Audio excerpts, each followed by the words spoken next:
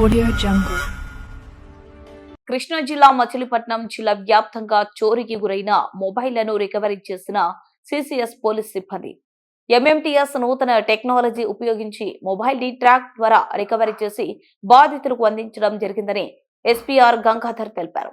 Gudivada CCS 175, Penamaluru CCS 83, Banduru CCS 52 మొబైళ్లను recovery చేయగా జిల్లా వ్యాప్తంగా మొత్తం 310 ఫోన్లు రికవరీ చేశారు.